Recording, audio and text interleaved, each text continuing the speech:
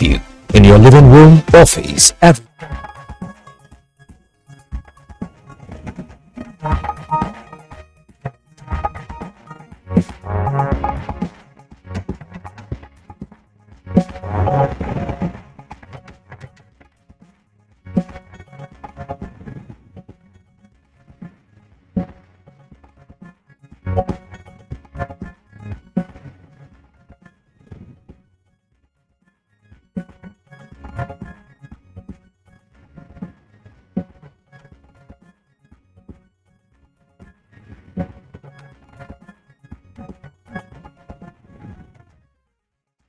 I've gotten assurances from them that they are going to be calm. There will be no attempt to carry out any reprisal attack. NTA also returns to Lambata community in Niger State following Saturday's mayhem.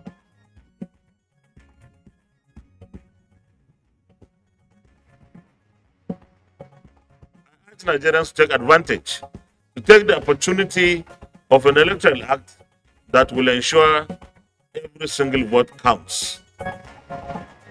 Senate reconvenes, receives nominees for ICPC board from President Buhari.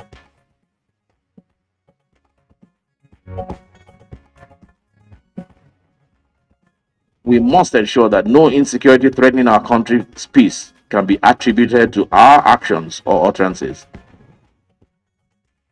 House of Representatives resume plenary. Speaker calls for politics without violence.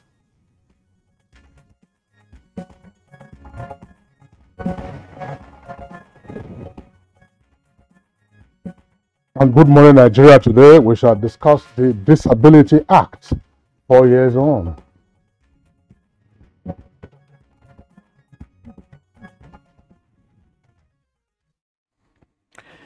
So on January 23rd, 2018, President Muhammadu Buhari signed into law the Discrimination Against Persons with Disability Prohibition Act 2018. That's after several years of relentless advocacy by disability rights groups and, of course, activists. Well, according to the World Health Organization's 2011 World Disability Report, about 15% of Nigeria's population at that time, or at least 25 million people, had a disability. But at present, the figure is estimated to be more than 30 million. That's quite a large number, and very sad to also note that many of those people face a number of human rights abuses or infractions, including stigmatization, discrimination, violence, and lack of access not just to healthcare, infrastructure, housing, and education, almost in every sector of economic. You're right, Claire. Well, in the past, Nigeria had ratified the United Nations Convention, and that was in 2007, and its optional protocol in 2010. And civil society groups and persons with disabilities then called on government to put into practice what those protocols and conventions entail. And the disability law prohibits discrimination on the basis of disability and also imposes sanctions, including fines and prison sentences on those who contravene it. It also stipulates a 5-year transitional period for modifying public buildings, structures, and automobiles, simply to make them accessible and usable for people with disabilities, providing, of course, movable ramps, for them to also, those that are, confined to the wheelchair. Well, the transitional period elapses in another 12 months. The Nigerian Television Authority has not been left out of those modifications as structures within the premises of the organization have been remodeled to make persons with disabilities have access within the premises. Of course, the NTA is a law-abiding institution. Indeed, and the act that we just spoke about, of course, Disability Act provides for full integration of persons with disabilities into the society and also ensure that their education and protection of their socio, economic and civil rights are also upheld all over the country. Now, the executive director of the Center for Citizens' Disabilities, David Ayele has said that 17 states are yet to domesticate the Discrimination Against Persons with Disabilities Act. And so it's 4 years now since that act came into effect. Why is it taking so long? Kingsley, you wanted to say something? Yeah, well, go ahead. Yes. Pose your question Yes. and I will respond. Yes. Yeah, so I mean, a lot of people are wondering why the act, is taking such a long time to be domesticated in, virtually all the states of the Federation. For instance, we understand that even in some parts of the Southeast, Kingsley, just a few, maybe Anambra, I don't know if other parts of the Southeast have also domesticated, so that again raises questions on commitment of stakeholders to the welfare of persons living with disabilities, and how can the rights of those persons be fully protected within our society. That's our focus today on Good Morning Nigeria. Let me warmly welcome you as always, wherever you're watching from. I am Claire Adelabu Abdul Razak.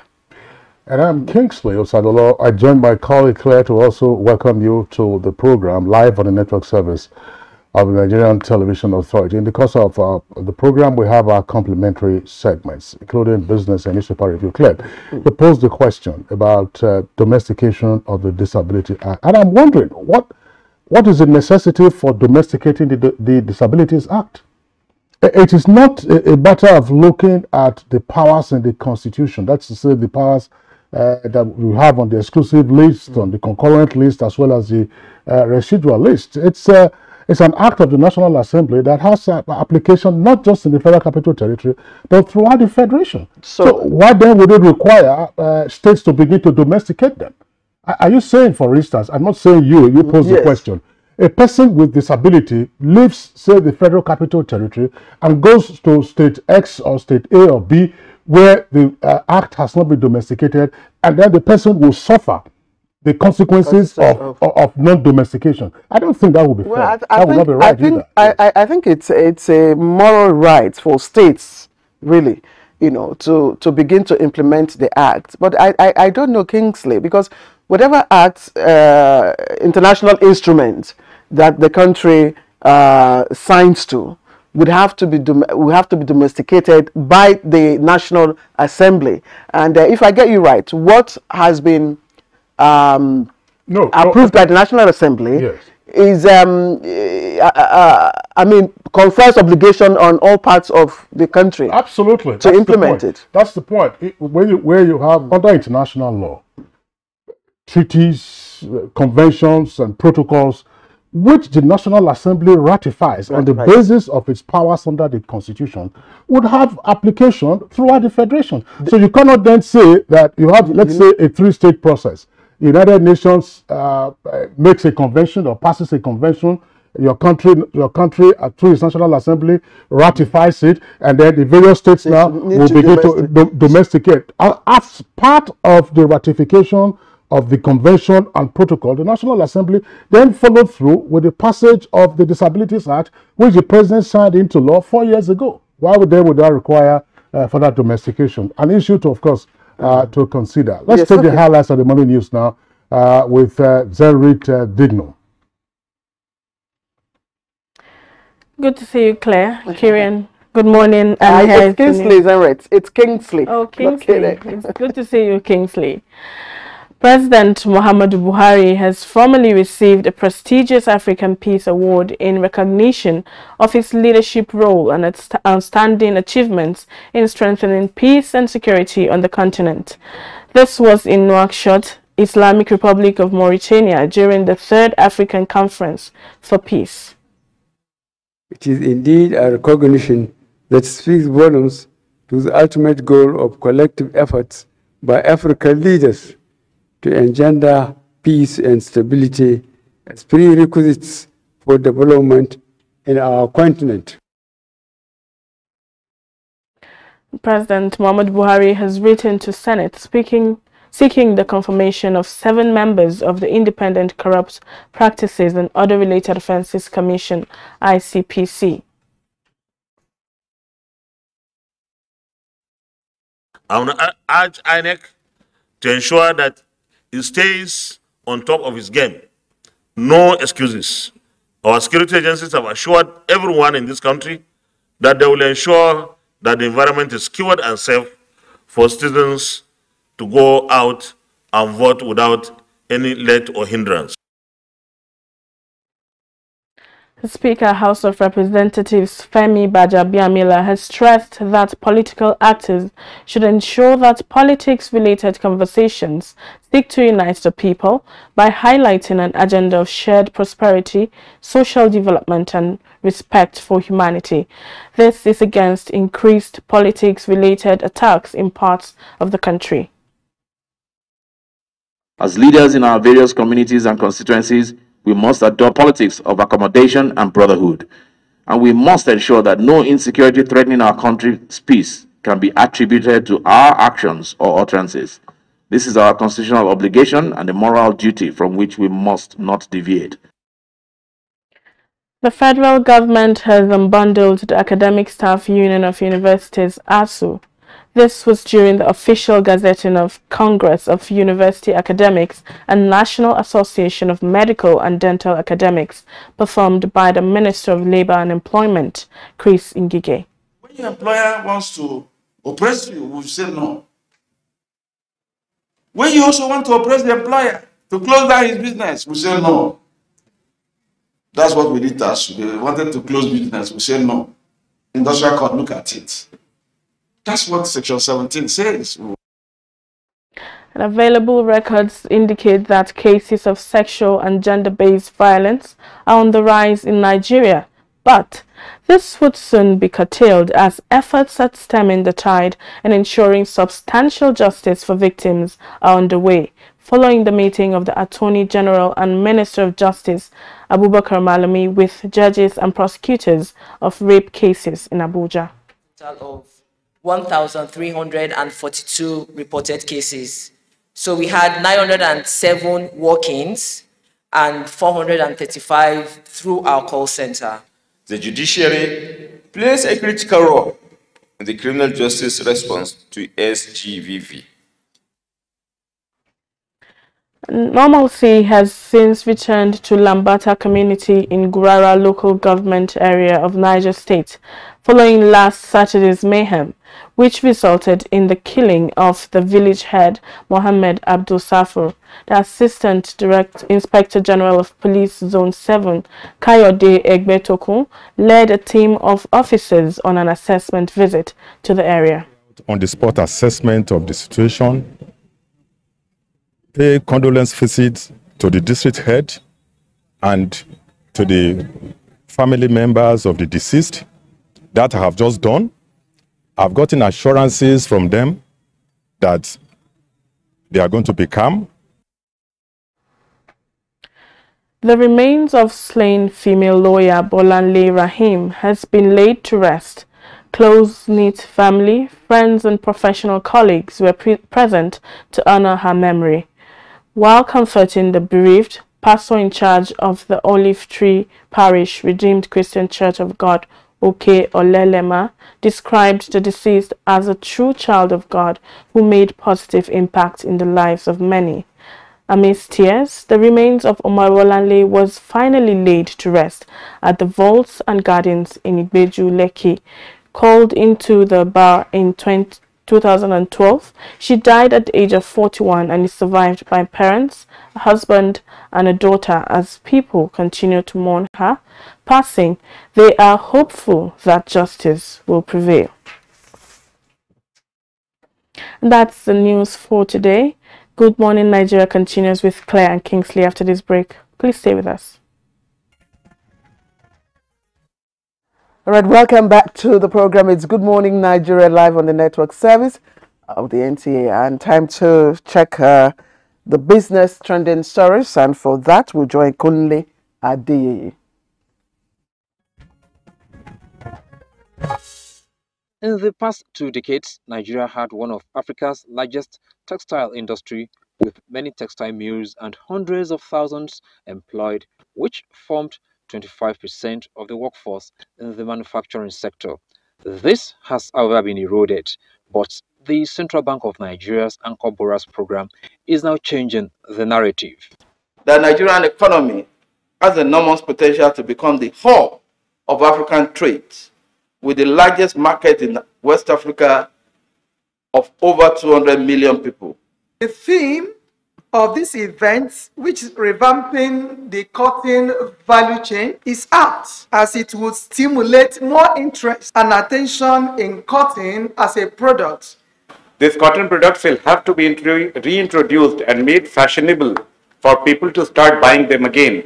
We must continue to bring the CTG sector to the forefront of the thoughts of our leaders and ourselves, even as industry players. So yes, there's been some improvements. Conversation on the way forward with stakeholders across the continent is still ongoing. With Business News, I'm Kunle Adeyeye. Thank you very much, Kunle Adeyeye, for the business package. Coming up next is Newspaper Review.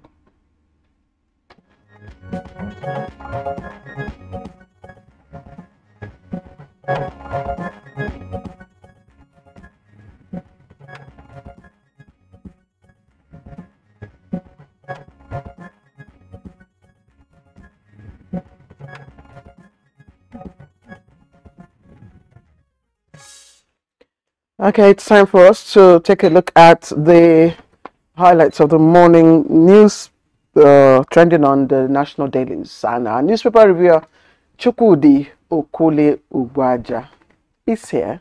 Hello, in navy Claire. blue. Good morning. Good morning, Kingsley. Yeah, good to see you. Same here. Okay.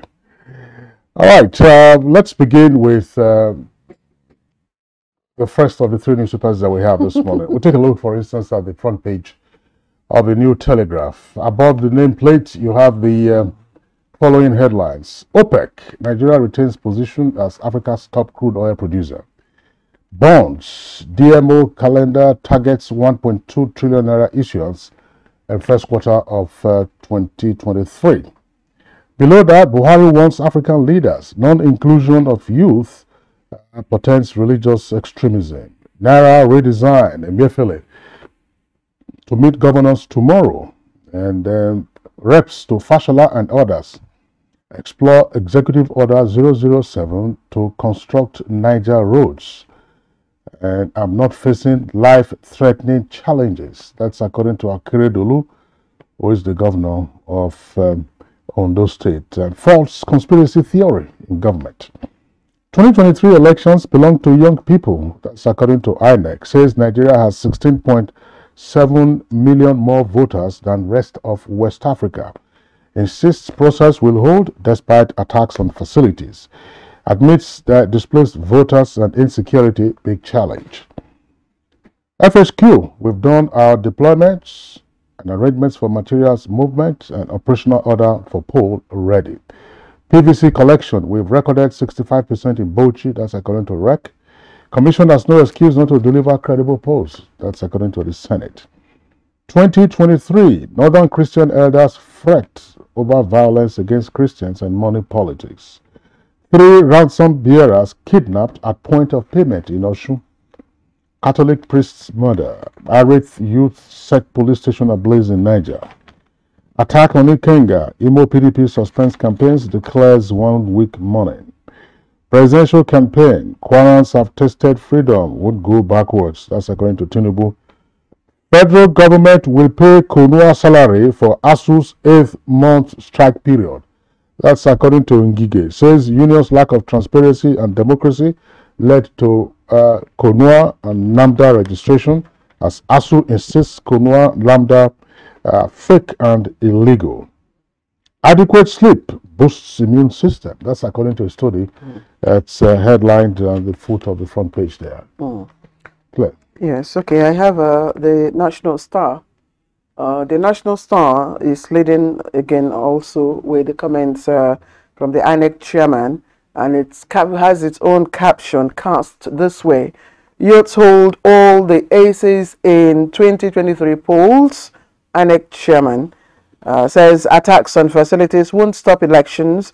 Commission joined in 791 court cases.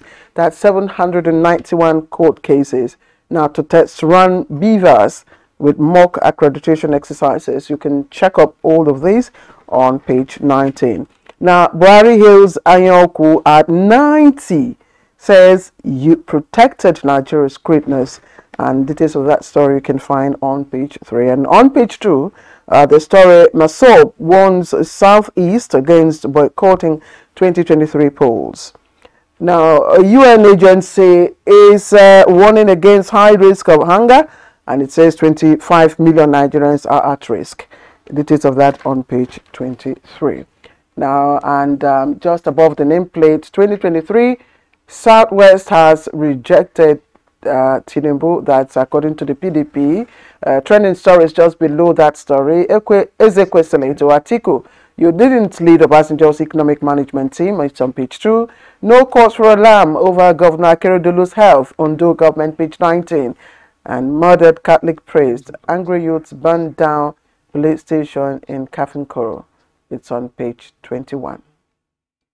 Okay, very quickly, we'll take a few headlines from the front page of Blueprint newspaper. The lead story, of course, is also on what INEC is gearing up for in terms of the general elections. And Northern Christian elders worry over fresh killings and abductions. That's below the nameplate of the Blueprint newspaper. And coming down says governors invite Emefiele over Naira redesign and cashless policy.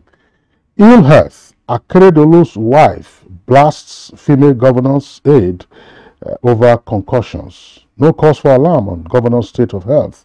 That's according to the Ondo State government. Ethical revolution necessary to fast-track Nigeria's development. That's according to Vice President Oshibajo. Depositors lose 1.17 billion naira to bank-related frauds in Q2 2022. That's the second quarter of last year. And this is according to FITC, Financial Institutions Training Center. Chukudi. Thank you, Kingsley. Thank you.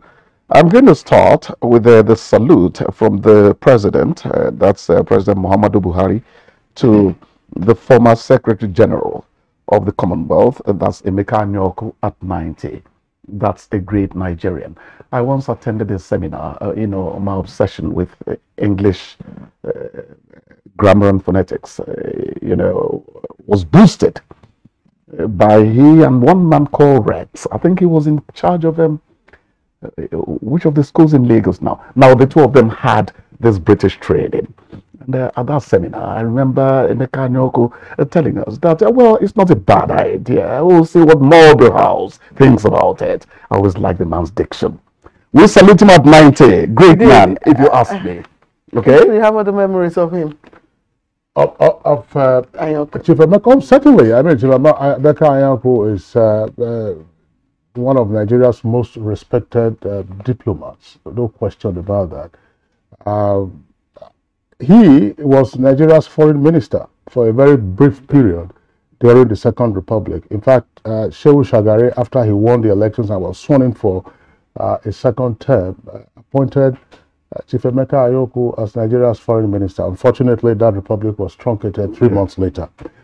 Then Chief Anyaoku, of course, served in the Commonwealth and became Secretary General of the Commonwealth and introduced a number of reforms. He had also been Nigeria's special envoy as well as special envoy on a number of occasions. So he's one of Nigeria's elder statesmen. Great man. And so we congratulate him on his 90th birthday. You were talking about Rex. Is it Rex who later became a permanent secretary?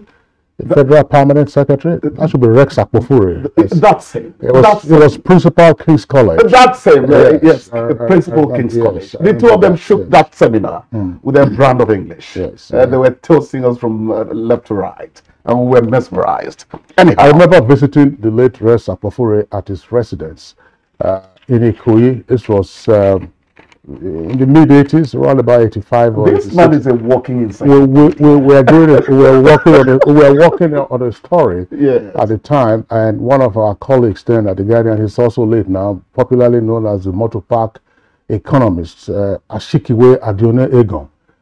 He went there. Ashikiwe was a student at King's College, so I of course, was a younger reporter, so I joined him. The point I'm just making is that when you look at that part of Lagos today, it's unrecognizable.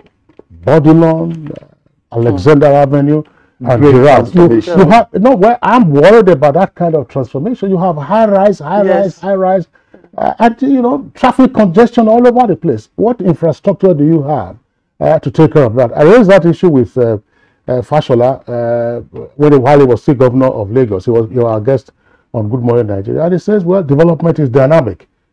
What kind of dynamic development do you want? We heard a disaster that occurred on Girard when the storage structure being constructed came down. Yes. The other one, of course, is also being carefully dismantled right now. Let them just make sure that they ensure the integrity of these high-rise buildings. Both of you make me feel like a youth, but thank God I know where. That's positive nostalgia. I know where Gerard is. No. Thank God I know where Gerard is, and I know the location you're talking about. It used to be, covered with water.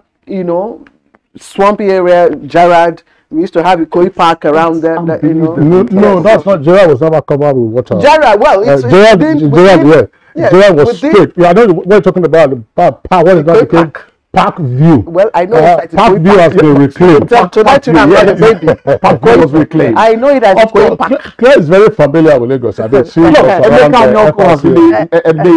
So what is positive? So, Chooks, let's talk about a more universal. Yes, 2023 elections belong to young people. This is an earth-moving statement. I read about 5 days ago that 43% of prospective voters are youth. We may be heading for a situation where an earthquake really happens in Nigerian politics. These children. Thank God. My children don't like the comment that children are 30, 27, and 24. These children are unpredictable. We might actually be heading towards a situation where we see a real dynamic shake of the electoral ground. By the February and March, February 25, and then let's see how it goes.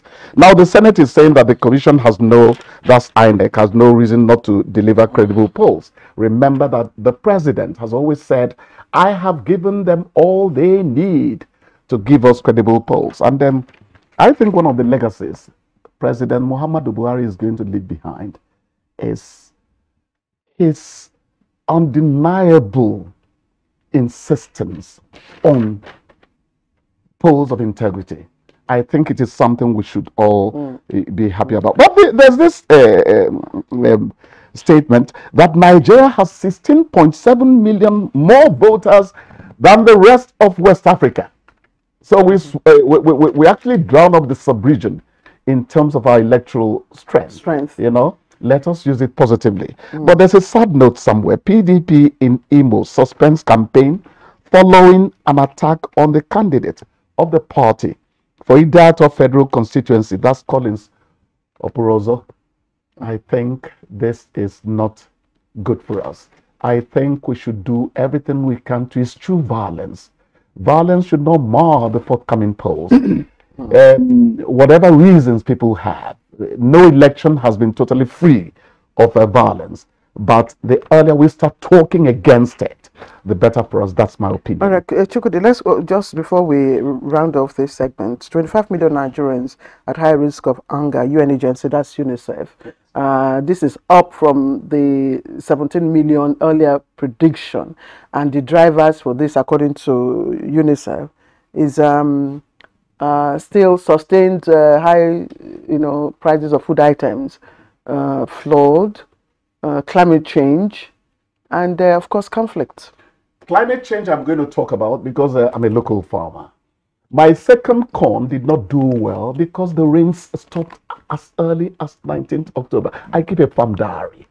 This year I'm actually going into the hinterland where I have a few plots to make it something bigger. Kingsley is jealous. Now we can hold you accountable. Well, congratulations on your. I don't know, but it still looks well. Now that you're on Good Morning Nigeria, you will continue to hear our guests talk about the transition from rain-fed agriculture to year-round farming. In other words, there are very little irrigation systems that you could use for your crops or for your farm. So you don't have to wait for the rains to come or the rains to cease for you to lament the fact that, oh, this is what happened. He already told you it's a local farm. Yeah, but of course it has to grow. Probably, he's telling me how. Probably you're only growing for your belly. Yeah, not subsistence. Not in the forthcoming farming season. And I'm serious about it. Yeah, I am serious. All right, congratulations. That's fine. But again, another point that I know that we are pressed for time. So let me throw this in. I suspect that again, while I was not available, you probably had touched on this. There was a story. Was it last week or the week before? President Muhammadu Buhari was warning foreign entities from interfering in Nigeria's elections. That's one. So let's note that.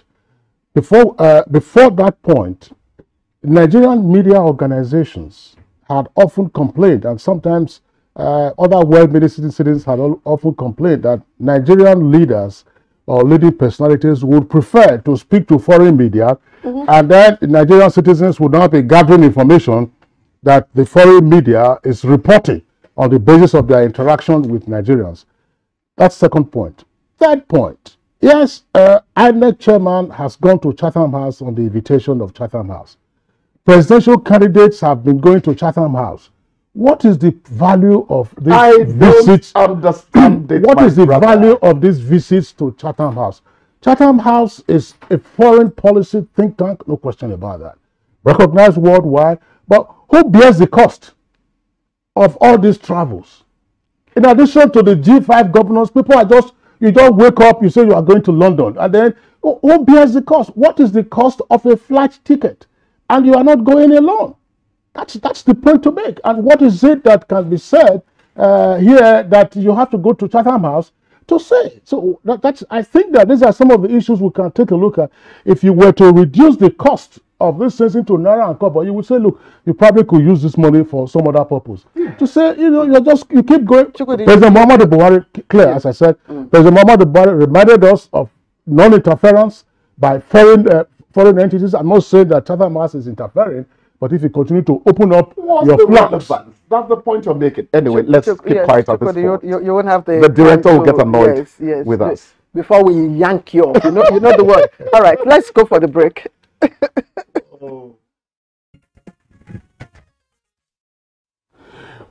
You're watching Good Morning Nigeria. We are live on the network service of the Nigerian Television Authority.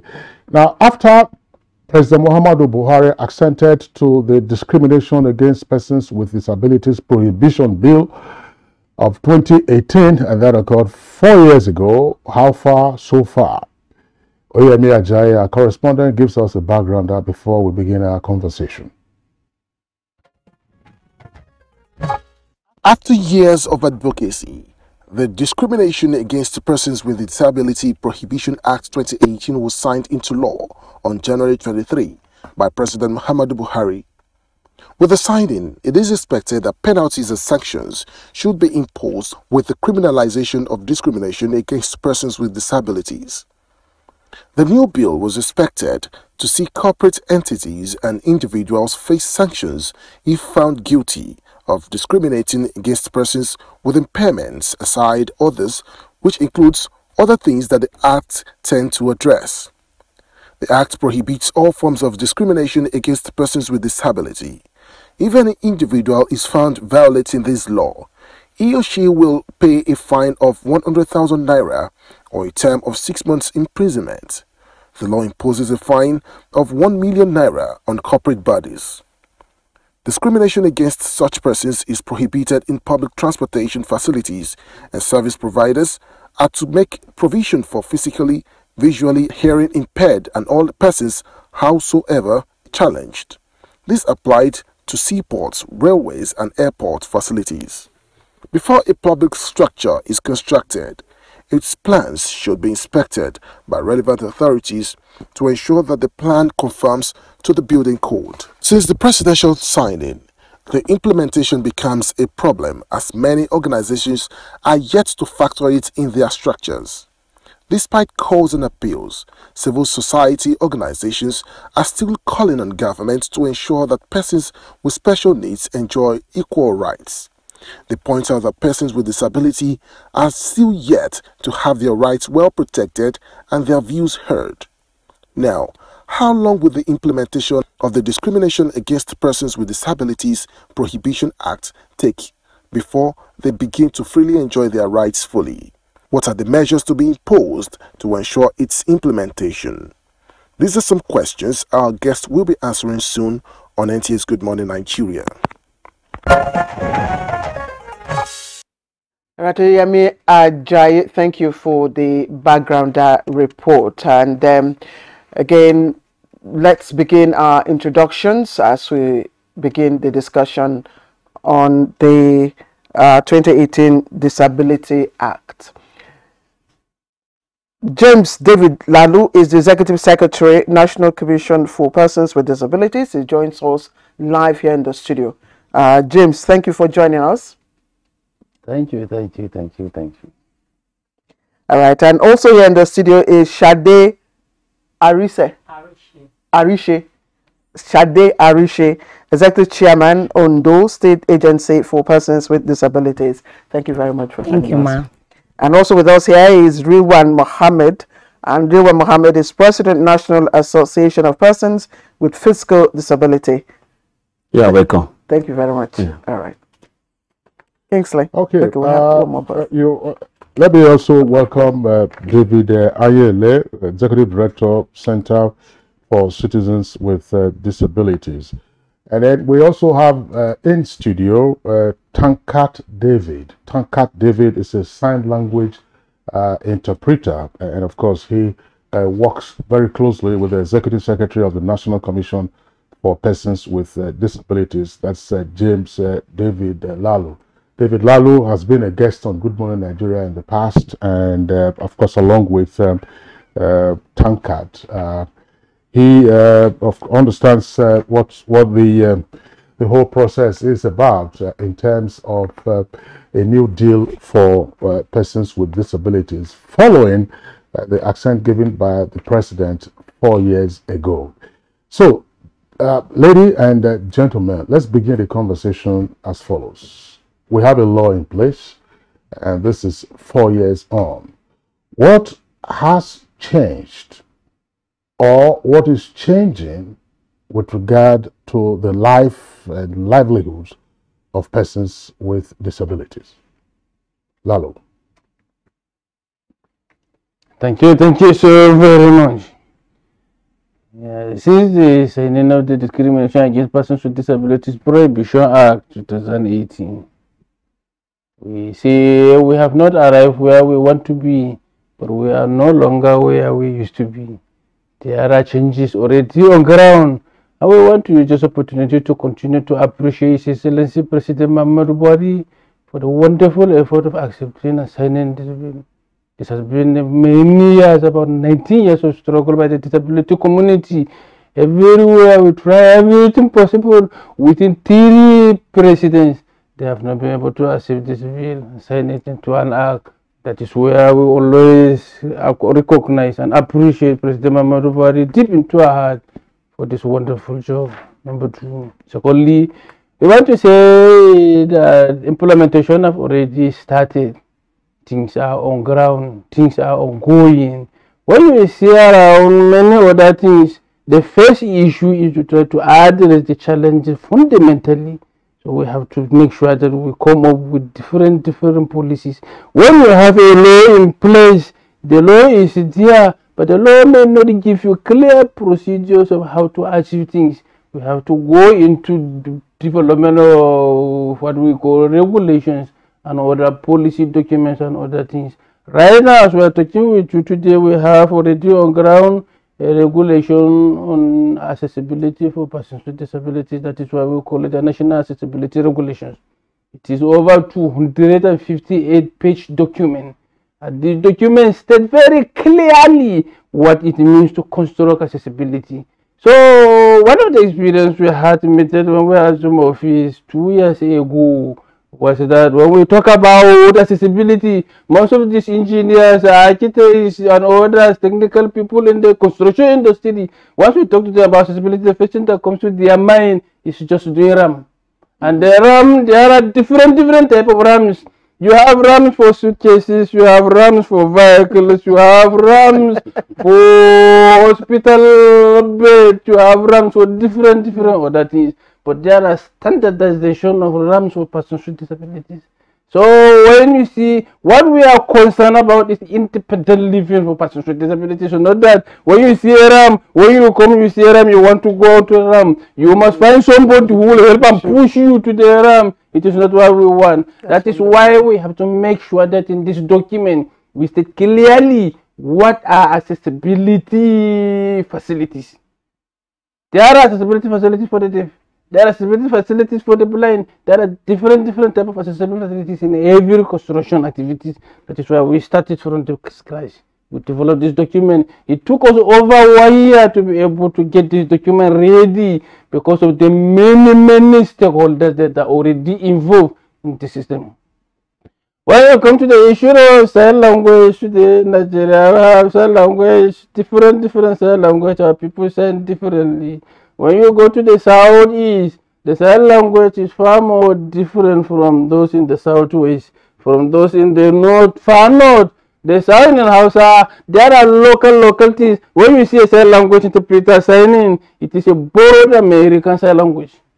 And now that a borrowed American sign language, when you go to the local communities, part of our local things cannot be signed using American sign language. So we use our own culture, we use our own body and our own understanding to create a signing for it. So when you go to the Southeast, they create their own signing based on their own culture and based on their own belief. When you go to the Southwest, they create their own based on their own belief. When you go to the Far North, they create it like that. So when you come to signing of local things, when they're from different parts of the country meet today, there must be some little misunderstanding about the signing. So based on this, we have to harmonize this together to come up with the Nigerian sign language. The document have already been produced. We did the first part last year in 2021. In 2022, we have the second part of it. Right now, we have developed the Nigerian sign language. It is already ready. We have now started to establish the process for training to make sure that we facilitate this training to update the capacity of our sign language interpreters. Secondly, we use that also to introduce a curriculum for degree program in sign language. We are starting with the Federal University of Lafayette. Now, the Federal University of Lafayette today is started admission into the degree in sign language interpretation program, University of Lafayette. We facilitated the development of the curriculum, funded everything in the place to be able to have this. These are some of the things that we are doing concerning this, not to eat much of your time. Thank you very much, Executive Secretary, National Commission for Persons with Disabilities. And honestly, I don't know what to say. Because you have dissected the complexity of the act, and probably we now have a sense of understanding, why it's becoming a bit difficult to implement. But before we delve into what we need to do, you said that definitely you're not where you were, so we must have made some, inroads. We must have made some progress. Someone, the son of a very prominent Nigerian, recently tweeted that living with disability in Nigeria is, I'm quoting his words, lonely, scary, and isolated. And I'd like for Executive Chairman, Ondo State Agency for Persons with Disabilities, Shade, to speak on that. How does that resonate with you? Is it a lonely, isolated and scary road for you? Thank you very much. Being a woman with disability, we all know a lot of challenges we might have faced. Let me appreciate our governor, Arakunrin Oluwarotimi Akeredolu, for the first time in the administrative of Ondo State. Is the first governor that appoints and that gave us the opportunity of the Office of Agency for the Welfare of Persons with Disability. In the history of the Ondo State, no any governors that has ever recognized persons with disability. The executive secretary has said it earlier that we are not where we are before, because a lot of challenges we might have faces. Now we are moving forward on persons with disability. I would like to talk about my state. My state is not where it is before. Persons with disability have been included, especially we have been inclusive. Coming to the Agency for the Welfare of Persons with Disability, we have done a lot that have changed persons with disabilities' lives in the Ondo State. Okay, let me just pause you, because yes, he talked about accessibility.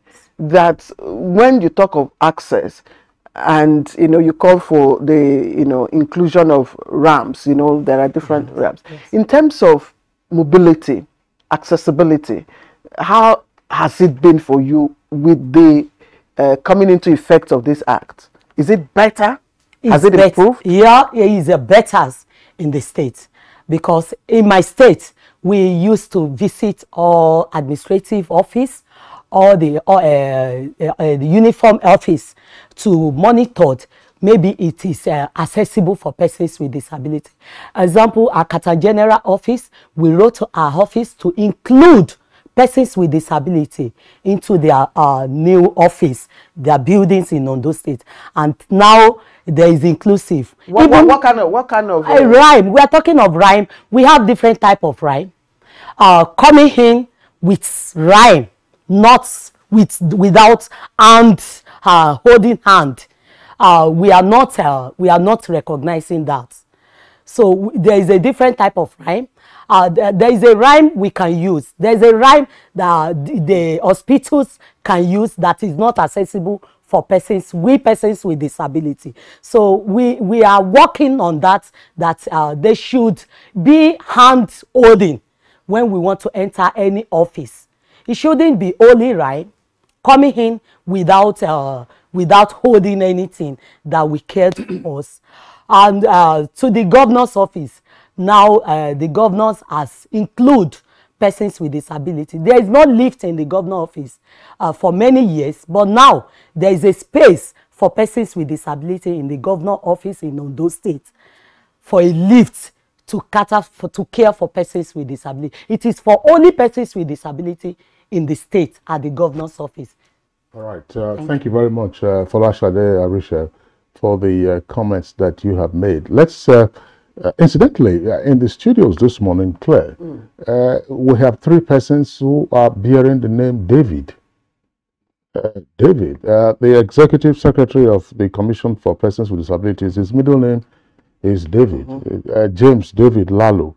And the sign language interpreter is Tangat David.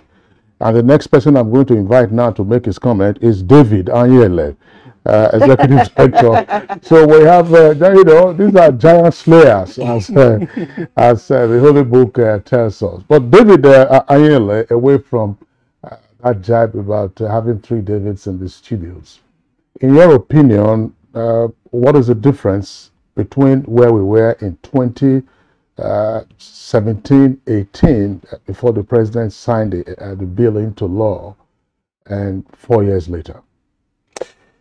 Yeah, thank you so much. As we always commend President Muhammad Buhari, for signing this bill into an act and opening space for addressing disability issues using right-based approach.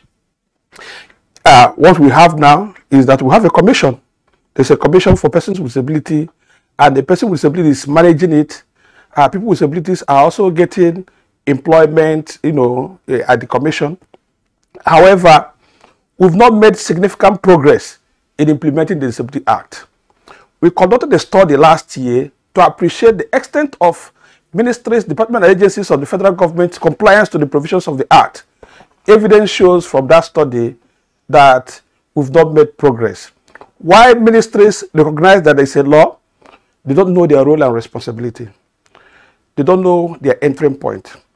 Bulk of these MDAs do not have budget on implementing the Disability Act. Awareness on the rights of persons with disabilities is still slim. The discrimination is still pervasive. One of the key challenges we have in Nigeria regards people with disabilities is public perception of who people with disabilities are. Where there is no awareness creation, Nigerians will not know their role and responsibilities in terms of including people with disabilities in all phases of human life. Therefore, as I said, while we celebrate the 4 years, while we appreciate the role the president has played, while we recognize there is a commission for people with disabilities, Nigerians are still struggling to understand what it means to have a law that protects people with disabilities. Our public buildings are still not accessible. Go to ministry, department agencies. Even where they have a lift, you discover that it's not functioning. So when a person with disability enters such building, he or she will struggle much more to participate. So I can say that in terms of implementation, we are still below 30%. All right, David Anyele, thank you. We'll return to you in a moment. But Rewan Mohammed, so again, let's take it from where David stopped. What does it mean to have a Disability Act? Well, for Nigerians with disability to have an act or a policy that will guide them in terms of engaging the relevant stakeholders towards advocating for issues of disability, I think is a welcome development. For the past 4 years, we are not having a document that community of persons with disability will rely on. But today, you can speak confidently to tell somebody or Nigerians that we have a lot to protect our interests. I think this is a way forward. Before then, people seem to take issue of disability as charity-based issues. But with the policy or the act on ground, you can be able to tell whoever you approach or whoever you engage that issue of disability is no longer an issue of charity. A percentage or a slot should be earmarked for persons with disability in all areas of endeavor based on the provisions of the law. But initially, somebody will just be telling you, I'm doing this just to favor you, I'm doing this just to sympathize with you. It's no longer there. So I think so far so good with the policy on ground. We have where to lie our hand to advocate, to engage, in fact, to do whatever we think is necessary for us to achieve within our disability community. But the major problem, not just the society or the Nigerians as a whole, even we among persons with disability, those of us in the rural area are still not aware of the law. We have to work within our capacity, within our strength to make sure that our members in the rural community are aware that such law exists. That is where we'll be able to put hands together to create more awareness, where people will give us what really belongs to us. Okay, thank you very much, Rewan Mohammed. We appreciate the comments that you all have made, but we need to also stress that the Disability Act is not intended to elapse after a certain period of time. So it's not also an act in perpetuity, because at any point in time, the National Assembly can intervene by way of amendment or repeal or reenactment. So we are doing 4 years now just to indicate what progress has been made or what challenges remain. Would you not expect a dramatic turnaround in terms of the attitudes towards persons with disabilities, or filling in what is required by the law?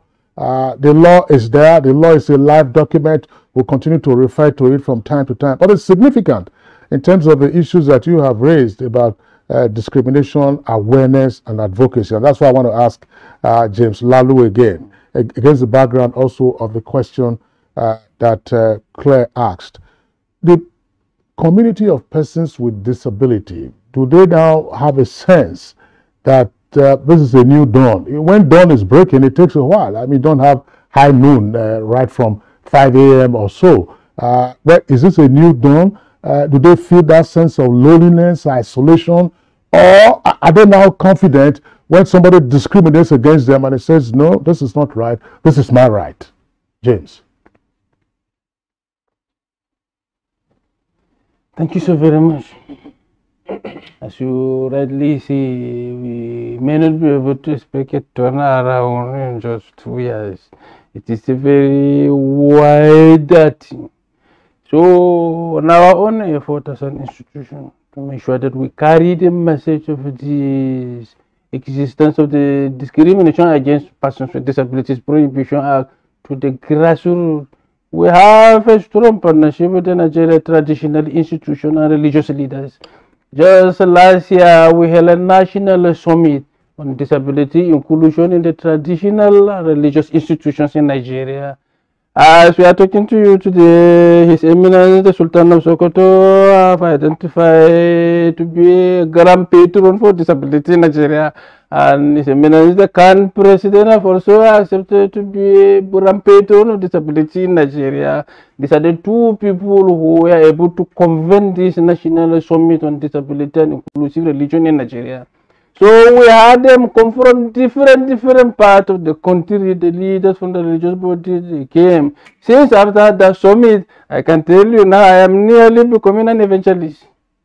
Because most of the churches continue to invite me to come and preach in the churches. We have to go there to go and open issues about disability, and it is there in our Bible. It is there in our Holy Quran. The disability issue is there inside. So we are not strangers in the religious institution. The only thing is about the attitude of the people. We want this, our religious institutions, our religious leaders, our men of God, to start preaching about disability inclusion in the churches. One of the challenges we continue to have is that our traditional institutions, our tradition, custom in different parts of the country are different.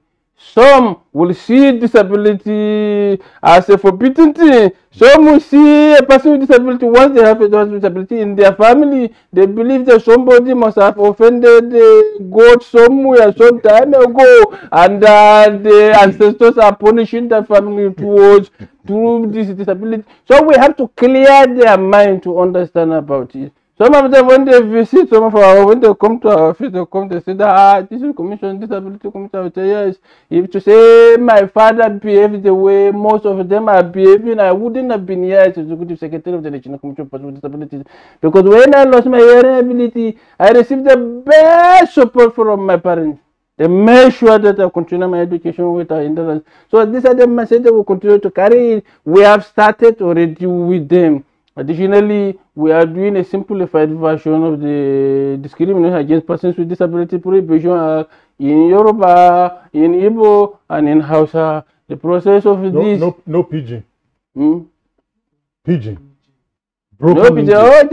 Okay. Thank you for this observation. Now we will add the pidgin inside so that we will make sure that we have the simplified version and print them in mass copies to make sure that we distribute them all over. We have currently a strong partnership with the National Orientation Agency. They have a role to play in our, and we have to visit them in the office. Now we want to use their networks to make sure that we carry the message of this disability inclusion everywhere. In the area of discrimination against persons with disabilities, we have started already partnership with the Nigerian police. We launched this partnership with Nigerian police. Recently, we launched another partnership with the Nigeria Security and Civil Defense Corps. Yeah. So we are now established disability desk offices in the 36 states from these two security agencies. One of our major concerns here is to make sure that we open the door for persons with disabilities to see that yes, truly police are our true friends. So the police too will be friends of persons with disabilities.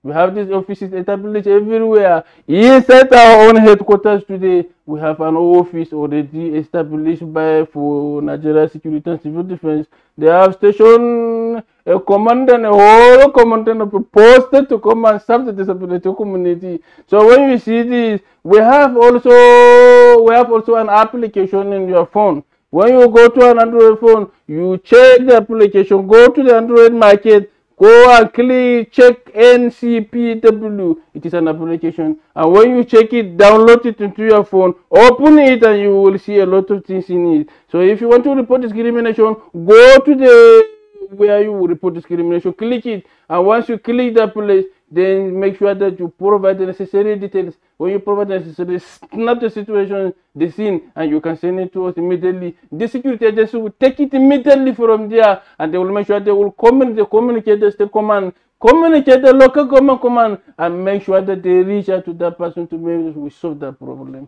We have already started doing this. We have a 24-hour, 7 days WhatsApp line where everybody can communicate any challenges you have. Send it to us. We have received a lot of this report about discrimination against persons with disabilities, and we have tried our best to solve it. One of the approach we do is the alternative conflict resolution. So once we get it, we will approach the person.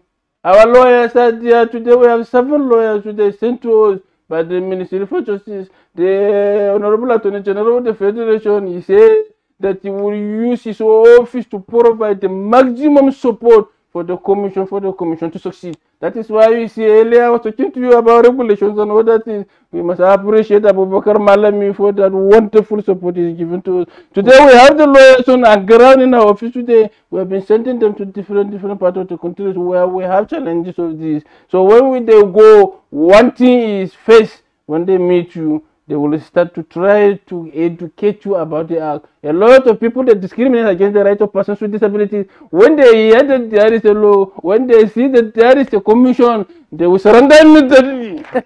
They will surrender immediately. Yes. So I can tell you, yes. Just recently we received a case, somebody beat his wife because of her disability. Yes. She is a woman with a disability, he beat her seriously. Yes, he beat her seriously. We have another case. He married a beautiful wife. Another man married a beautiful wife. She is his wife. When he saw her, he brought her. She became his wife. They stayed together. But unfortunately, she was going to market. She had an accident. After having that accident, she had to be amputated. After the amputation, he said he don't like her again.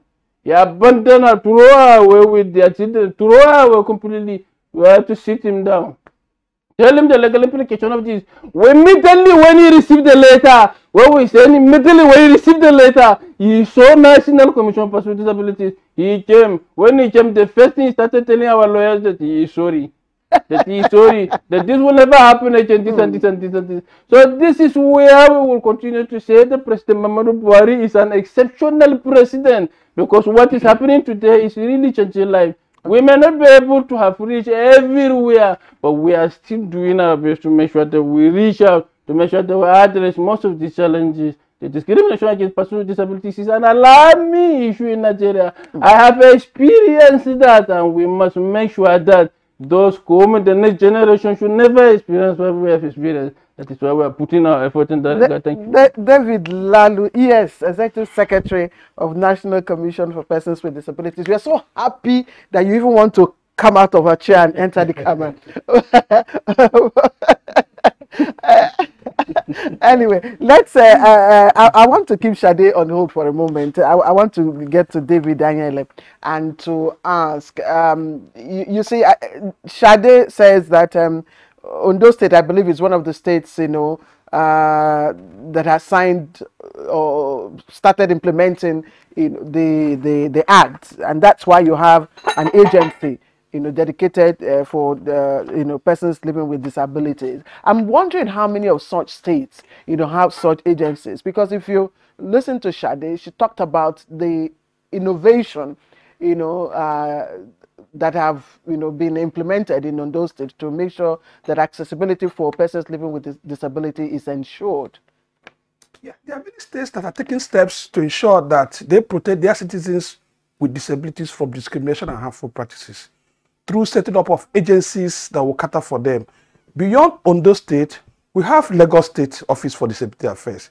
Anambra State has a disability commission. I know that Abia State government is about to set up their own commission on persons with disabilities, because Governor Okezi Ikpeazu signed the disability bill into law last year. We also have states like Bauchi State, Plateau State. They have agencies for people with disabilities. The challenge we are also having within these agencies is in terms of state government funding these state agencies. The offices most of the time are moribund. If you ask a typical executive secretary of a state agency on people with disabilities, what you hear is that there is no funding.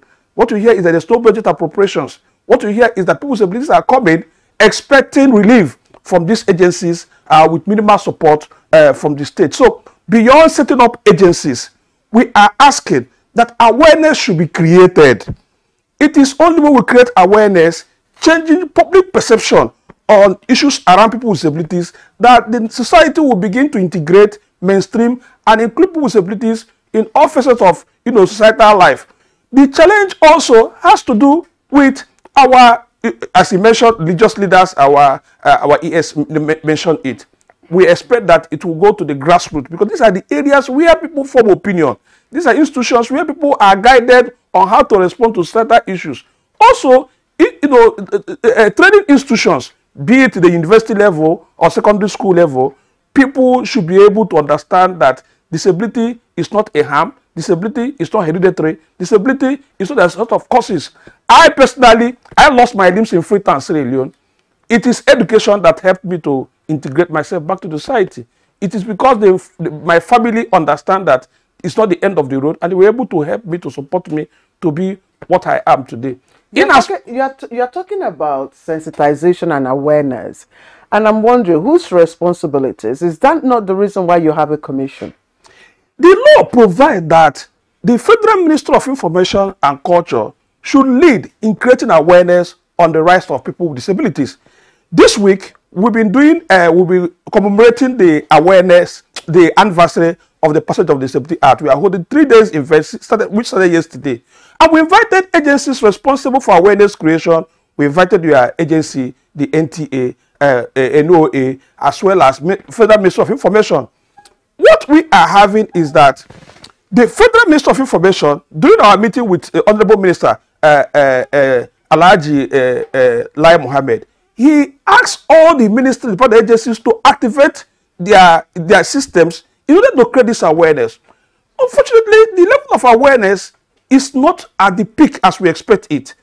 NTA is trying, from what Fatima Abba Mohammed told us yesterday, the level of NTA's involvement in creating awareness, which is we can equally see right now, that the awareness is going on in this studio. But the kind of awareness that the law provides that they should create is under the bosom of the Federal Ministry of Information. And we are calling on, the Ministry of Information, in particular the Honorable Minister, to activate all the systems of the agency to ensure that not only they create awareness, but the capacity of the Federal Ministry of Information are built to understand the intricacies around disability in order to make it a system within the ministry that this awareness is escalated across the 36 states of the Federation. Without awareness creation, we may not go far. Even if the Commission has all the resources to do, or even if the Commission has the resources to produce documents and policies and all the rest, if people in Nigeria are not aware about the law, if they're not aware about the provisions, we will struggle much more. Recognizing that there is a moratorium attached to that law. That moratorium states that within 5 years, all public institutions are expected to conform with the provisions of the law. After the 5 years, which is going to expire in the next 12 months, any public infrastructure that is not disability friendly, in line with the provisions of the law, will be penalized. If a person with disability visits such institution and sue them to court, they will pay. That is what the law says. It's explicit. Okay. So, all right, David Anyele, thank you very much for your explanation. I want to raise a couple of issues, because my colleague Claire and I, when we were starting this program, talked about the fact that some states are seeking, or not even seeking, to domesticate the Disabilities Act. That's the short title we want to give to it. I'm wondering, is there a necessity for state governments to domesticate the Disabilities Act? If you want to set up a commission or a board to implement the provisions or the regulations, you can proceed, of course, to your state House of Assembly, set up that commission. But for you to reenact your own law and say that this is the law that applies here, if regulations are passed, as the ES has told us, you have a slate of regulations, so the state will also now have to pass its own regulations to get all of that sorted out. It's a point that I'm very confident. It's not one that calls for states to reenact their own disabilities law. There's already a national legislation on this particular piece, and the federal government, through the National Assembly, did not enact this law for federal citizens. Instead, for citizens of the Federal Republic of Nigeria, that's to say for the totality of all. If we say states are reenacting the Disabilities Act to become state laws, are local governments also going to pass their own bylaws in terms of domesticating it in local governments? I think that might be a clumsy thing. One point, you'll make your comment on what I've just said, David and Yele. One other point about the 5-year period for public institutions to begin to comply with some of the more physical aspects of the Disabilities Act. It's fine, it's going to expire in 12 months' time, but we know that there has been an intervention, a dramatic intervention that could be an extenuating circumstance, namely COVID. Year 2020 and year 2021 were lost. So if you were to go to court, I'm sure any organization is likely to plead and say, look, for the most part, organizations went to sleep, and that was understandable. So 12 months' time probably could also be extended. David, your comments. Yeah, when we say states adopting the Disability Act, we are asking them to add value to what the federal government has done. If the state are not adding value to what the federal government has done, it will then, means that the state will struggle to budget, to mainstream it in their policies, in order to, fit in with their peculiarities. So when we say adopt, we are not asking them to enact a special law, but where they are enacting, it should be value added. If federal government says we are giving 5% employment opportunity, we expect the state to say we are giving 10% employment opportunity. By so doing, they are adding value to existing law, because the federal government has set a standard, a standardized law, a benchmark that no state can go beyond. Beyond that also, the issue of moratorium, well, as I said, is a law. The attitude of Nigerians towards this act is not helpful, because, as I said earlier, bulk of the public infrastructures in this country are not accessible. And when people with disabilities are not able to participate in economic or social activities by reason of inaccessible environment, it will continue to hinder them from contributing to the society on equal basis with others. There is no way a person with disability will go to university, spend all the whole money by the parents to ensure that they acquire skill. At the end of the day, they will not get employment by reason of inaccessible environment, by reason of lack of enabling infrastructure. And we are saying that access should be beyond RAM. Many organizations, what they do is that they will show you, oh, we've done a RAM, come and see our RAM. But when you go to inside that building, when you enter inside such buildings, you will not see a disability toilet. If there is no toilet that a person on wheelchair can enter in a public building, that building is not accessible. It can be depressing. There are many agencies like that here in Abuja, where they will tell you, oh, we have people with disabilities who are working with us. But ask that person on wheelchair whether, if he wants to ease himself, if there is an enabling toilet for him to do so, you will discover that they struggle much more. You can go out and interview them. You will see what they are passing through. So what we are saying is that access beyond RAM, access beyond lift, ensure that when you say access, the toilets in your offices are accessible using the specific dimensions that is required globally to ensure that a person on wheelchair using such toilet, if such a thing is not available, there is no access. And we are saying also that every organization in this country must use the Disability Act to formulate their own policy. As the National Commission of Persons with Disabilities are generating different policies on persons with disabilities, they should reach out to them to understand what they should do in order to ensure that what they are doing is in conformity with the provisions of the law. And this can be made possible through conducting of audit of disability situation in such organization. If a ministry, if an agency or organization do not conduct audit of their organization vis-a-vis the Disability Law or Disability Act, they may, struggle to ensure that they comply with the provisions of this act. I believe that with awareness and what NTA is doing, we'll go far by mobilizing Nigerians to respond to this, because nobody is immune from getting disability. The ES have just said it now. He didn't acquire his own disability from childhood. I didn't acquire my disability from childhood. I acquired my disability because of the circumstances I found myself. And there is nobody can say that is immune. Today is David or Lalu or Rewan or Shade. Tomorrow, it could be anybody. As I speak to you, if you go to our hospitals, there are many people who are lining up for their limbs to be amputated. There are people who are also losing their ears or their eyes. If they come out from that place, what would they do? David, Ayele, thank you. You raised a number of issues. And I want to speak on the issue of compliance and, penalty for those institutions that do not comply with the provisions of the Act within a period of 5 years.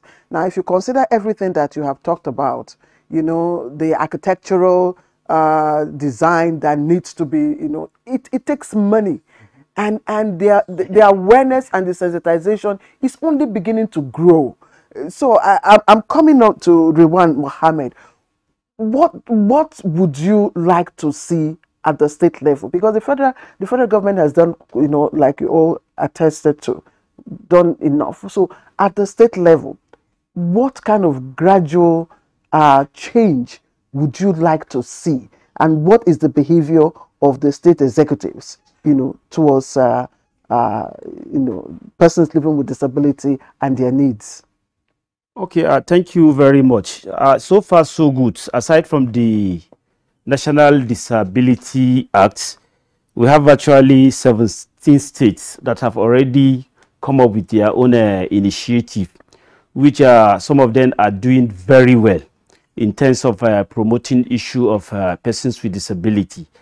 Let me cite example from Kaduna, where I come from. The act was recently signed. I think that was last year. Aside from signing the Disability Act and even come up with an agency to look after issues of disability, the law go ahead to make provision for disability trust funds, where corporate organizations will give their contribution towards improving the life of persons with disability. So far so good to tell you that some states have been doing very well, but some is just a lip service, where maybe the pressure was too much from the angle of a person with disability. The government of the day will just say, okay, just sign the law and leave them away. But there are some states that are doing very well. In this case, it's just for us from the national level and the executive, the National Commission for Persons with Disability to partner or collaborate to make sure that the states that are not doing very well, we maybe lobby them or engage them properly to tell them this is the needful why persons with disability in their own state should be placed in the high priority in terms of giving them all what they need to take to become useful people or contribute their quota in the development of the state. And another issue, one thing that will interest you, some of the states that have already established their own commission or agency, virtually 70 to 80% of that state, the agency are being managed by persons with disability, which we don't normally have such practice. For someone on wheelchair or visually impaired or hearing impaired to lead an organization, I think is a plus. And it's a very way of sending message to some of us or some of our members that were not opportune to be part of the government, to tell you that the disability will not deprive you from becoming who you want to be. Disability will not deprive you from contributing in your own state. So I think it's a way forward from the state level. All right. Thank you very much, Rewan Mohammed, for the comments that you have made. And just to buttress what Claire said about reconfiguring public buildings or even private buildings, apart from costing money, we also have to be concerned about the structure itself. a number of these structures were pre-existing before the Disability Act came into force. And if you are going to have to knock down walls and change the location of pipes and so on and so forth, it might of course take a while. And if you say you want to then create a special room, again, it will also take a while because there are all kinds of considerations that you need to have. So that's to say that probably could not be immediate. But as the ES said, we're on the path to doing that. To be honest with you, in the period since the Disability Act came into being, you have seen changes around us here in the NTA. Ridwan Mohammed, how did you come into our studios? I mean, with the greatest respect to you, you used the ramp. I mean, I'd like you to say that for our viewers to hear. That's part of the construction that we have had for quite some time now. We know that there are other areas that we also have to take care of, but it's a gradual process, as the saying goes. We're going to have to take a short break now. When we return, we'll continue with the conversation.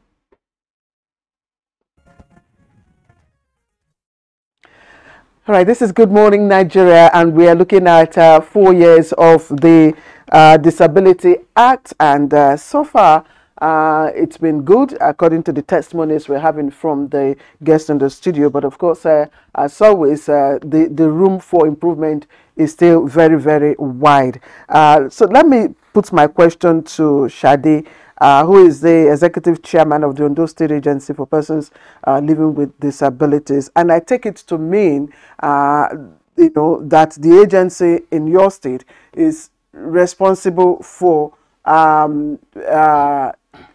domesticating now, in the sense of applying this act to the specific needs of, you know, your members within your state.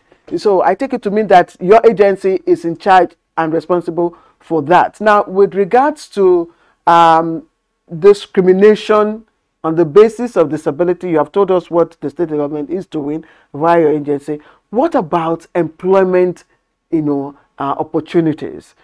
How has it been for your members? Thank you very much. I usually say that I want to appreciate our governor for being a good friend to persons with disability. In terms of employment, we are not based on 5%. We base more than 5%. I could remember when I was special assistant to the governor on disability matter, they were not, then there is employment, but there were not employment. I can say there was no employment, but we wrote to Mr. Governor and he gave us more than 5%. We were not given employment from the state. There is no employment.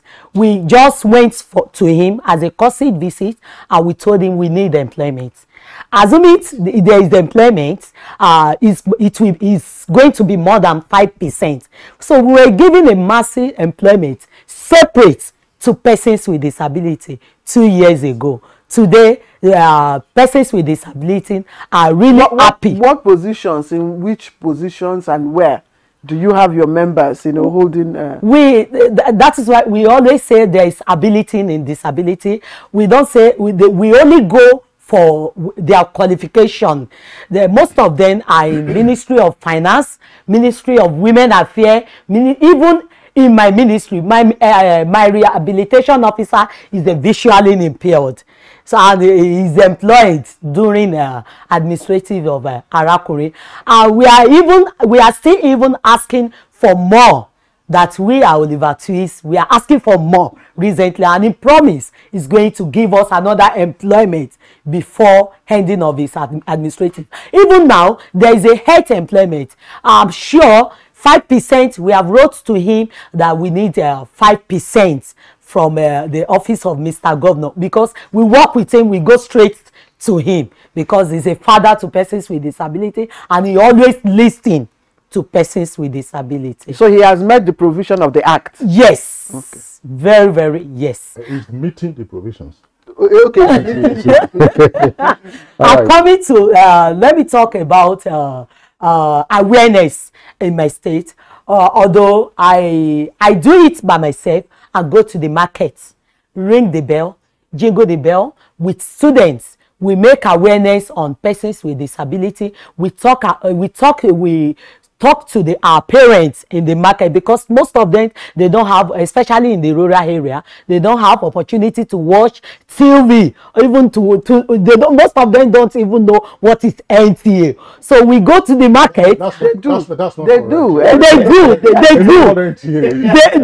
but that is where you even have the NTA strongest. Yeah, but most of the rural area, because they are most of our women, they don't have lights. They have light. Most of our women love they are into they are love markets. So we have to go to the market and plead to them to bring their child out, because most of our children are dying at home. They don't know what they call persons with disability. They don't know we have office of persons with disability, and we have many. We have all clusters persons with disability schools in Ondo State. We have the visually impaired primary school, both even in secondary school. We have physically challenged. We even have an intellectual. We have visually impaired. We have all clusters. So we appeal to our parents to take them to school, and the school is free in Ondo State. So our government are really doing well.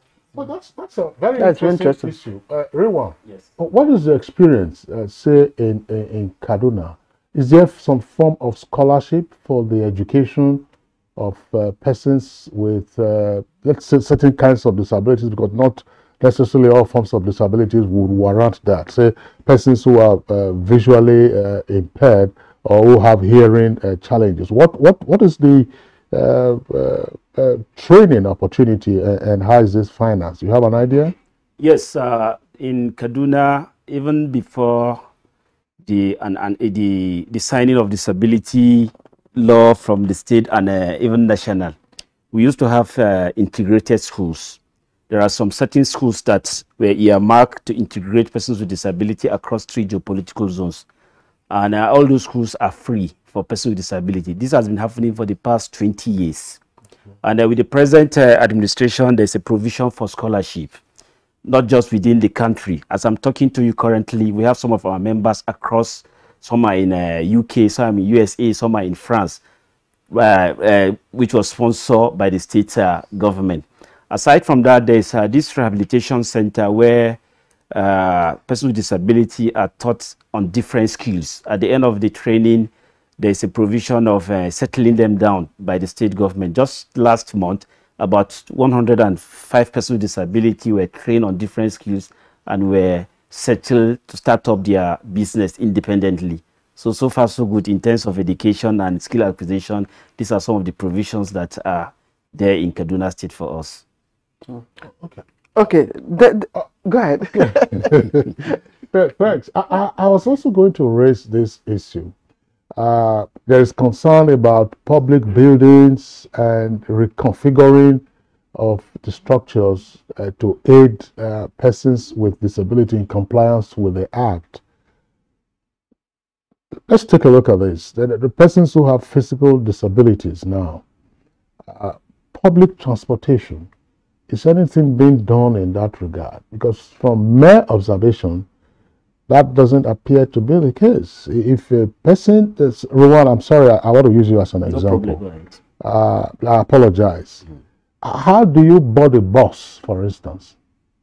I mean, a bus, you go to Eagle Square and they say Mararaba, Mararaba, Mararaba, and everybody is scrambling and struggling. Now, these are many buses.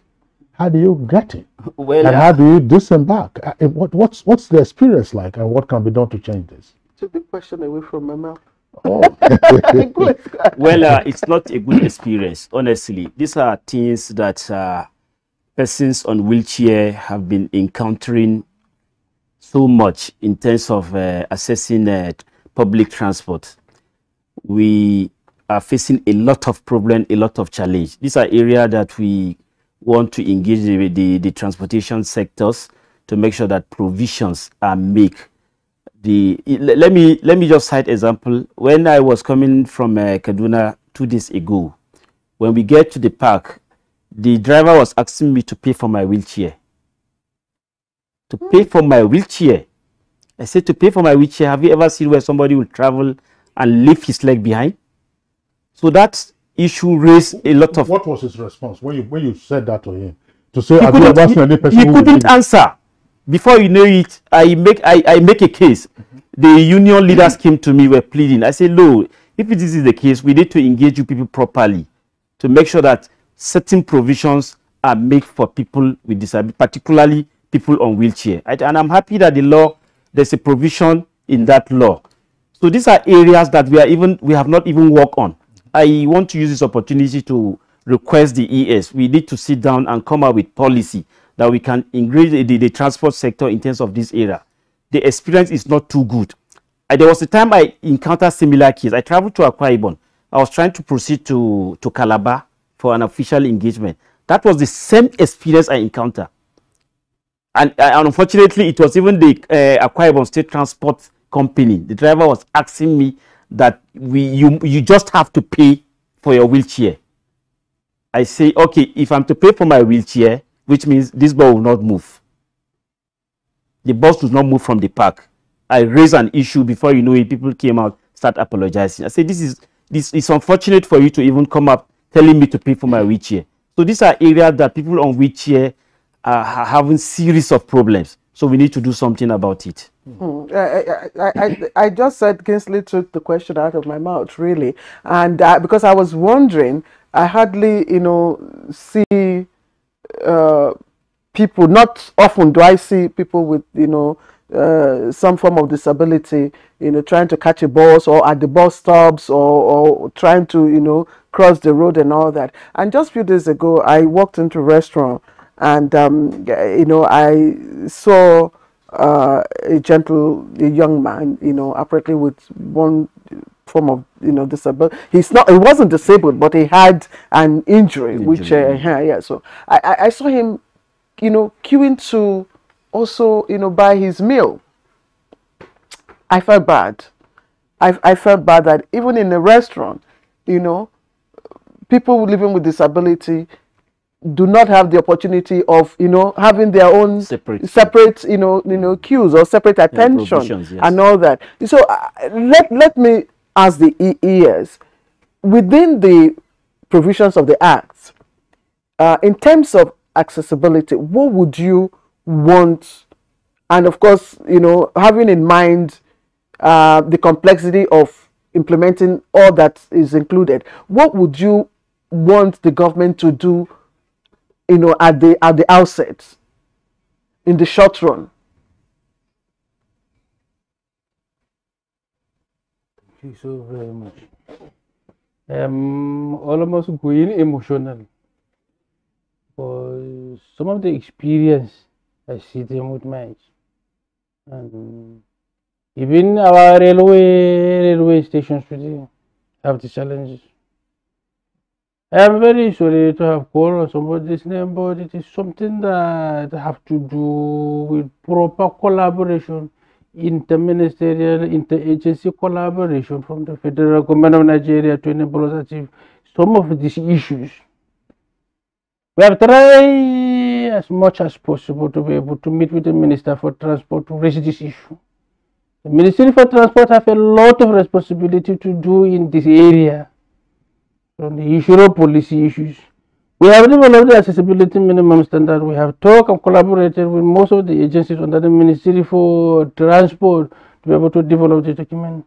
But the Ministry for Transport have a lot of responsibility to do in ratifying most of these issues. On our own railway station, when you go to the railway, you want to enter a railway, the doors are always narrow. A person on a wheelchair like this can never enter any of our railway coaches with this wheelchair. It is not possible. So when you look at the challenges, one of the things here is we meet with the companies designing it. We are not the people that give them the contract. But now it will require purchasing of another coach with a wider door. This is the responsibility of the Ministry for Transport. Now, for us to be able to engage them properly, we have to meet with the minister to be able to clear this matter for us to be able to address this issue. On the issue of bus issue, I am happy to say that the Chief Executive Officer for Nigeria Automobile Design and Development Council, Mr. Jelani, is very, very helpful on that place. The man is very, very passionate. Right now, as I'm talking to you, they are designing a leaf that's supposed to be powered, to be attached to buses and other things. Now, I am hoping that within the shortest possible time, they will finish this design of this leaf. We want to partner with most of the vehicular production companies in Nigeria to enable us to have that leaf. The leaf, our idea about that leaf is to make sure. No problem.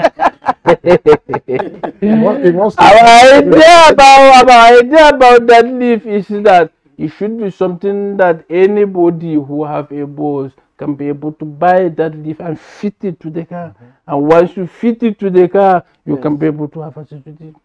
We have the National Council on Transportation today in Nigeria. This National Council on Transportation involves different stakeholders that are part of the National Council on Transportation. We have written a request for the Commission to be admitted as a member of the National Council on Transportation. That's fine. That's fine. This National Council on Transportation will provide us a clear platform to be able to engage with all the relevant stakeholders. When you go to motor parks, you go to different parks, you have problem of this accessibility. We have to engage these people. This issue of accessibility is a multi-billion sector. Let me ask you how I know most of you remember, I mean, you all watch football and you would want to go to the stadium to watch your favorite, football club. How do you access the stadium? There is a problem also in the National Stadium. There is a problem everywhere. As I say, we have a good collaboration with the Federal Capital Development Authority.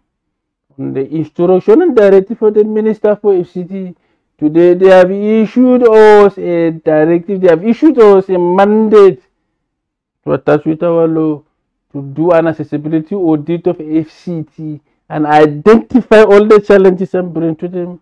The Honorable Minister for FCT is very, very passionate, most especially on the area of roads and other things, that they are going to correct it. Our accessibility department have started that accessibility audit. They are still on it. It will take months to be able to complete this.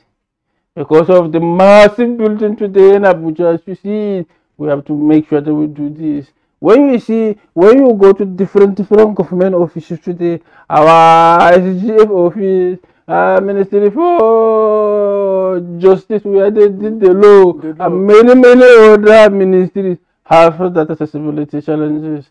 That is why we see some of them have tried their own to provide the RAM, as I said earlier, but some of the RAM cannot meet up with the standard.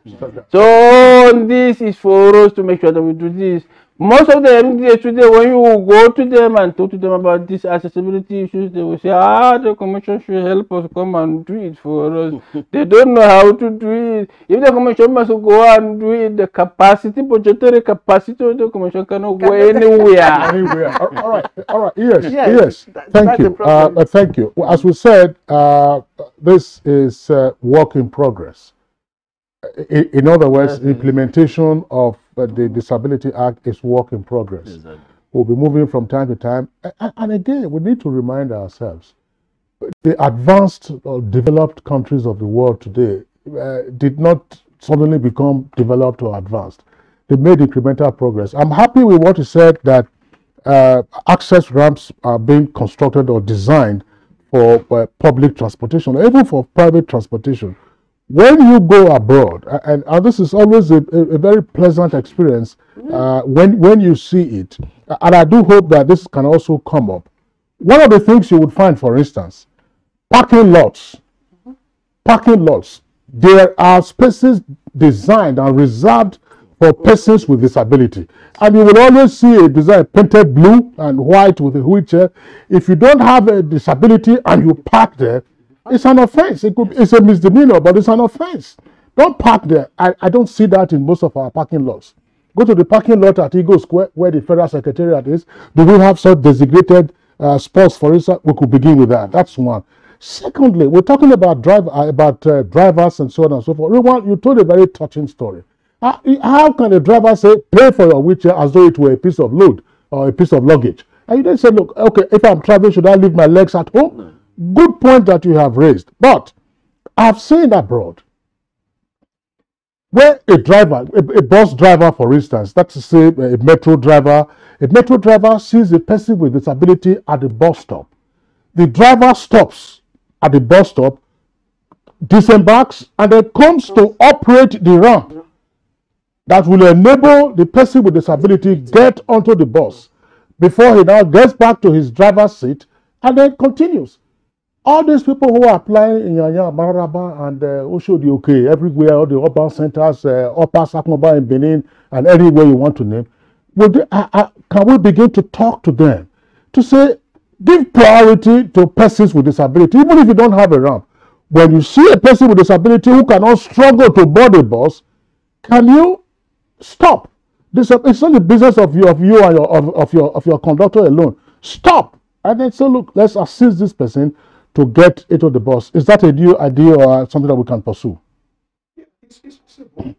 It's possible, but as I always say, it begins with the state. The state owes us the obligation to set example and provide leadership in this direction. As we are speaking about railway, as we are speaking about road transport, let's take a look at the airport. We are doing a project on access to airports for persons with disabilities. These are airports that have consumed billions of naira of our money, designed at the exclusion of people with disabilities. People with disabilities struggle to board our airport. We brought the attention of the aviation minister on this issue. Regrettably, the Minister of Aviation is still conducting their activities at the exclusion, making life miserable for individuals with disabilities to board aircraft in this country. We conducted a study on access to airports for people with disabilities across 6 geopolitical zones of Nigeria. What was our finding? That our airports, especially the local airports, are designed at the exclusion of people with disabilities. The worst aspect of it is that after our advocacy visit to the Honorable Minister for Aviation, he went and purchased buses for the tarmacs that are so hostile, so inaccessible to even people without disability, let alone people on wheelchair. And I'm calling on the Minister of Aviation to withdraw those buses from the airport. That those buses at the airport are not airport design buses. Okay, Rewan, your comment on this in terms of gradual advocacy and reorientation of our drivers of public transport, as well as the owners, the transport owners, transport unions, and so on and so forth. Is this something that we can begin to get into rather than getting into a row or a fight? No, you have to do that in less than 60 seconds. Okay, we are about to engage the leadership of all these unions. We have the transport owners, NURTW, and employers. By the time we engage them and sensitize them very well, I think it will go a long way in passing out the message to their members across different parks and garage. Okay, Rewan Mohammed, thank you, President, National Association of Persons with Physical Disability. Thank you. Thank you. I'd also like to thank Shadi Arishe, Executive Chairman, Ondo State Agency for Persons with Disabilities. Thank you.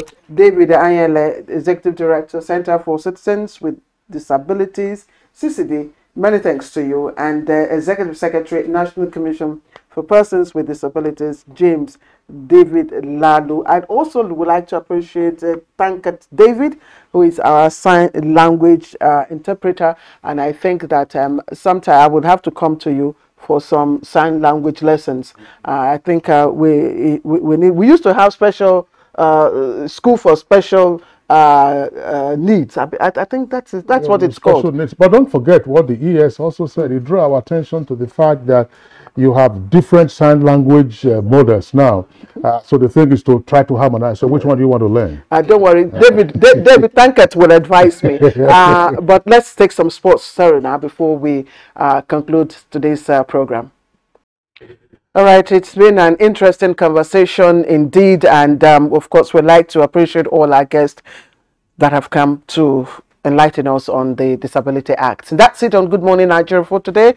I thank you for joining us as always. Do join us in our campaign against rape and rapists. I am Claire Adilabu Abdurrazak.